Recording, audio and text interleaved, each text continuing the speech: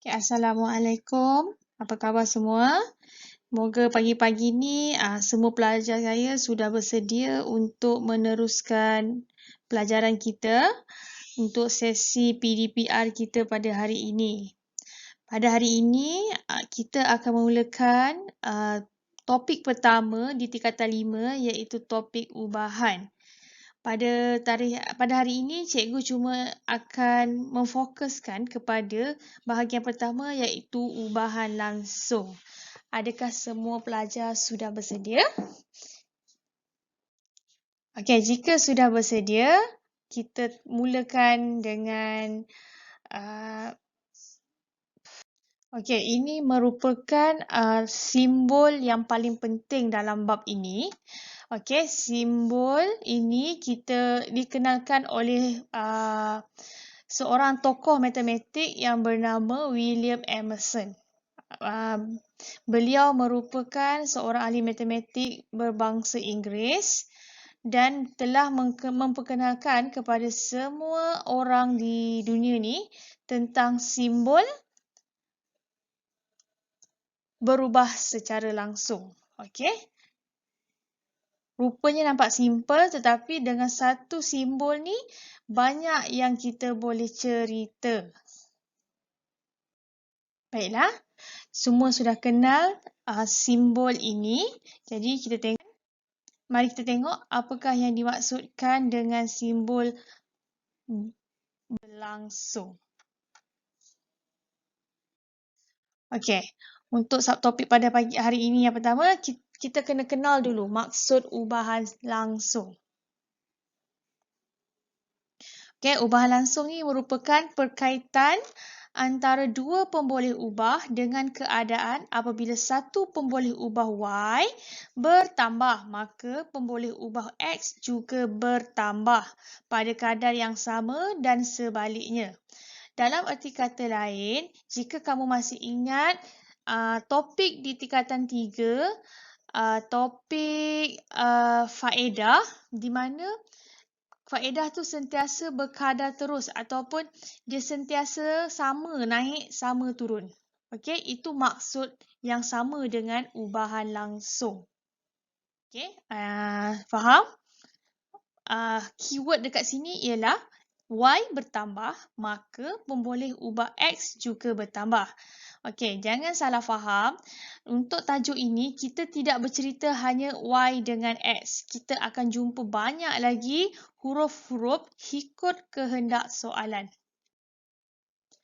Seterusnya, ini secara mudahnya. Y apabila dia naik, maka X juga akan naik. Y akan berkurang jika X juga berkurang. Maksudnya, kalau hubungan suatu pemboleh ubah ini adalah berubah secara langsung, maka dia berkadar secara Y bertambah apabila X bertambah, Y akan berkurang apabila X juga berkurang. Okey, ini adalah contoh ataupun cara penulisan daripada bentuk Y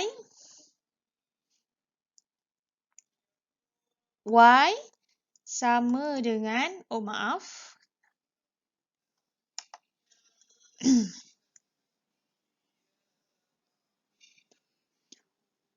Y berkadar terus dengan X. Jadi, kita boleh ubah dia dalam bentuk persamaan seperti ini. Okey, di mana K adalah suatu pemalar. Okey, seperti yang kamu semua sudah tahu, pemalar atau bahasa Inggerisnya constant adalah sesuatu yang tidak akan berubah dalam apa jua keadaan. Maksudnya, jika Y tu nak naik, X pun naik. Tapi nilai K takkan berubah. Dia sentiasa sama. Itu maksud pemalar. Okay? Dan apabila kita ubah, Y per X sama dengan K, sama juga maksudnya Y adalah sama dengan K yang didarabkan dengan X. Okey, ini adalah persamaan umum bagi ubahan langsung. Seterusnya, kita tengok pula contoh 4 di muka surat 8 dalam buku teks anda semua. Contoh diberi jika M sama dengan 0.8 apabila N sama dengan 0.125. Ungkapkan M dalam sebutan N jika A. M berubah secara langsung dengan N. B. M berubah secara langsung dengan punca kuasa 3N. Punca kuasa 3N. Alright? So, ini N sahaja. Soalan B dia nak punca kuasa 3N. So, tengok penyelesaian yang disediakan dalam buku teks. A. M berkadar terus dengan N. Jadi, kita ubah jadi persamaan. M sama dengan KN. Okey, apakah K tadi? K adalah pemala. Okey, nampak? Tulis dalam bentuk persamaan dulu. K sentiasa pemala. Jadi, kita masukkan nilai-nilai yang telah disediakan dalam soalan. M 0.8, N 0.125. Jadi, kita gantikan M dengan N untuk mendapatkan nilai K. Jadi 0.125 kita pindahkan sebelah kiri, dia akan menjadi bahagi. So 0.8 bahagi 0.125, K yang didapati ialah 6.4. Maka M sama dengan 6.4 N. Dia minta kita ungkapkan M dalam sebutan N. Okey, ungkapkan M dalam sebutan N, maksudnya dia ada tanda sama dengan. Dia ubah daripada tanda ubahan kepada tanda sama dengan. B. M berubah secara langsung dengan punca kuasa 3. Baiklah anak-anak. Punca kuasa 3, tandanya begini ya, bukan N yang kuasa 3. Bila punca, maksudnya ada rumah yang macam ni. So, kita ubah dari tanda ubahan kepada tanda sama dengan. M sama dengan K punca kuasa 3N. Gantikan M 0.8, N 0.125. Dan dipuncakan. Jangan lupa. Okey, yang ini sentiasa kita kena jaga-jaga supaya kita tidak terkeliru.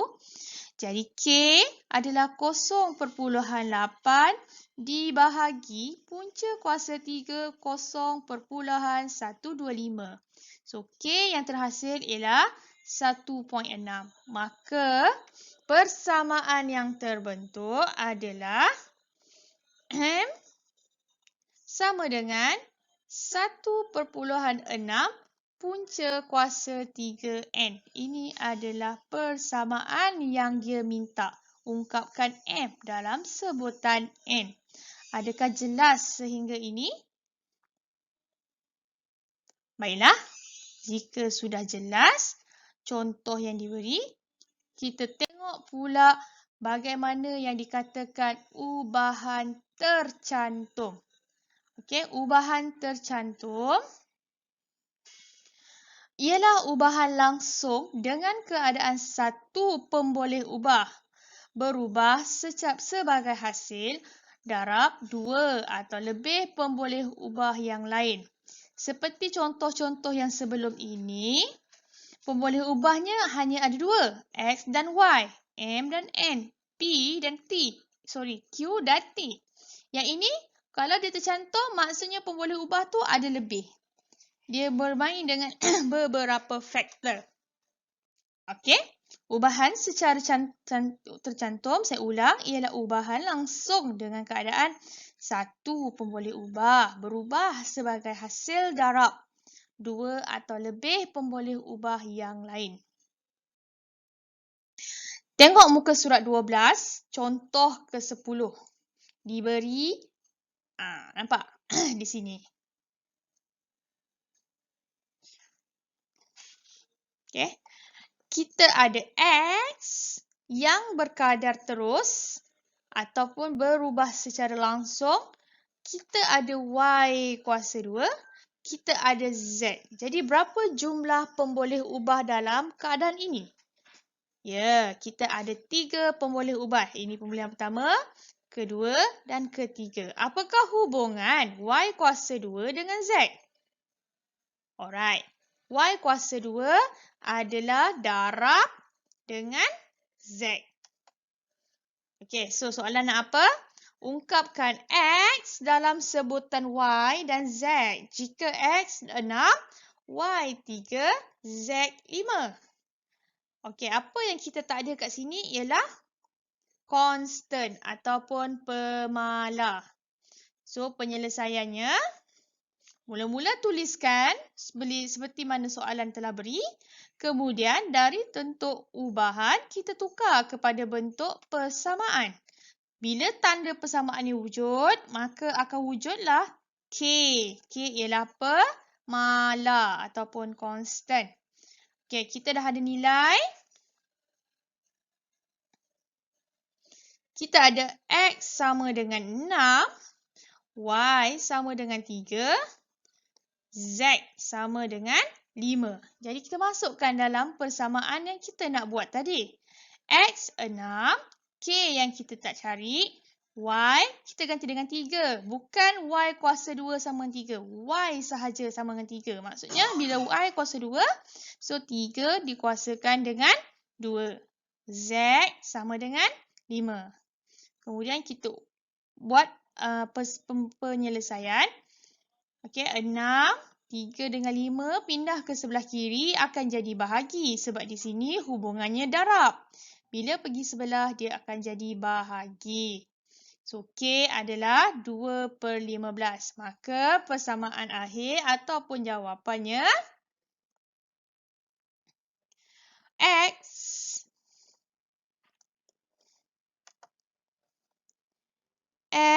sama dengan 2/15. K tadi. Y kuasa 2, Z. Salin balik seperti yang di atas. Okey, mudah ke? Mudah sangat-sangat soalan ni. Saya rasa tak ada masalah kot untuk kita faham. Tak ada beza pun sebenarnya ungkapan ubahan langsung dengan ubahan tercantum. Yang membezakan hanya bilangan pemboleh ubah sahaja. Okey, ini contoh ke-12.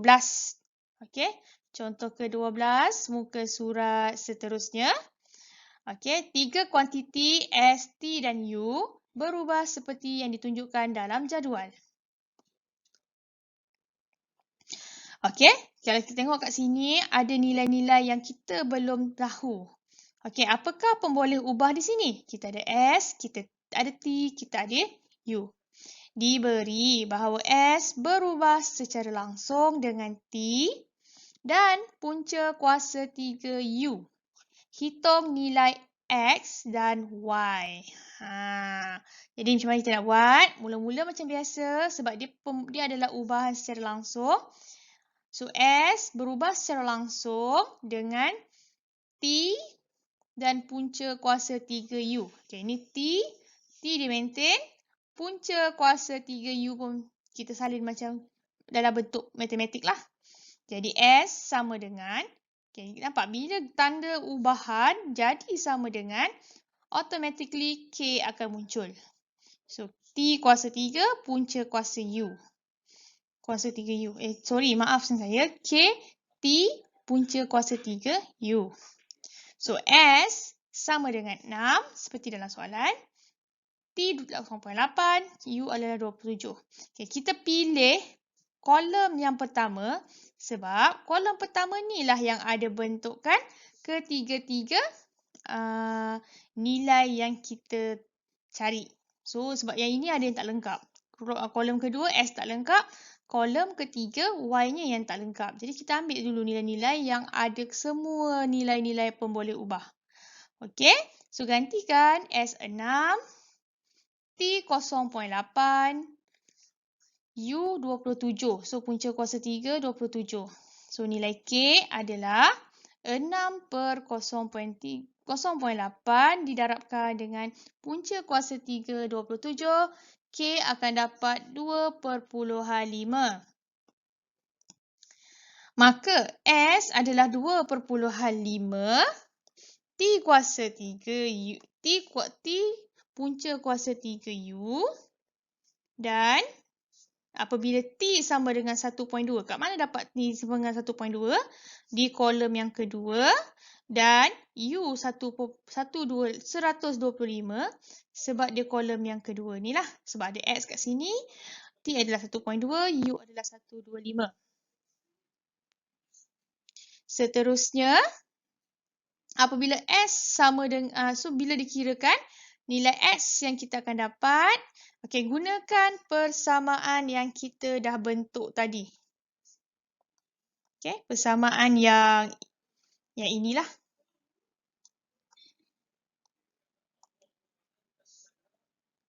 Okey. So, ganti-ganti dapatlah X sama dengan 15. Apabila S sama dengan 50 dan T adalah 40. Okey, nilai-nilai ini didapati dari kolom yang ketiga. Di mana kolom ketiga kita cari nilai Y.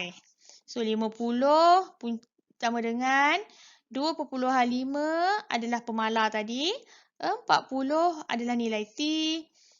Y kita tak tahu. So, tinggalkan punca kuasa 3Y. So, 50, 2/5 dibahagikan. 40 juga jadi bahagi kat sebelah. Macam ni lah. Okay. So, Y akan dapat 0/5. Y punca kuasa 3Y. So, Y untuk hilangkan punca kuasa, pergi sebelah kanan. Punca kuasa 3 akan jadi kuasa 3. So, Y akan dapat 0.125. Okey, ini adalah alternatif. Kita gunakan konsep nisbah ataupun perkadaran. Okey, kalau pelajar tengok di sini, S1 adalah 6, T1 0.8, U1 adalah 27. Jadi, kita bentukkan dia macam ni sebab kita tahu tadi ubahan ataupun nilai K juga adalah Y per dengan X tadi kan? Ataupun Y sama dengan KX. So, the same thing, benda yang sama juga berlaku di sini. So, kita jadikan S sebagai Y tadi, perkara tajuk, perkara ni, dan kemudian ini adalah pemboleh ubah yang terlibat dengan soalan inilah. So, ada 3 pemboleh ubah. So, diselesaikan X sama dengan 15 juga. Sama dengan jawapan yang tadi. Okay, untuk Y juga kita buat benda yang sama. Kita buat perkadaran S1 dengan S2. Kita ambil kolom pertama. Okay, untuk Y kita ambil kolom yang ketiga ni. So, dapat juga nilai yang sama. Okay, mana-mana cara juga ada maksud yang sama dan akan akhirnya mendapat jawapan yang sama. Jadi, tak ada masalah untuk kita gunakan mana-mana kaedah. Okey, untuk tugasan hari ini. Okey, buka buku teks, muka surat 10 dan 14. Muka surat 10, jawab soalan 1, 5 dan 7. Muka surat 14, soalan 4 dan 5. Setelah siap, upload di Google Classroom masing-masing untuk kita semak dan kita bincangkan nanti. Okey, cukuplah untuk hari ini. Nanti kita jumpa di lain masa dan ketika. InsyaAllah, jika ada sebarang masalah, boleh hubungi cikgu di medium Telegram, WhatsApp atau mana-mana saja. Sekian, terima kasih.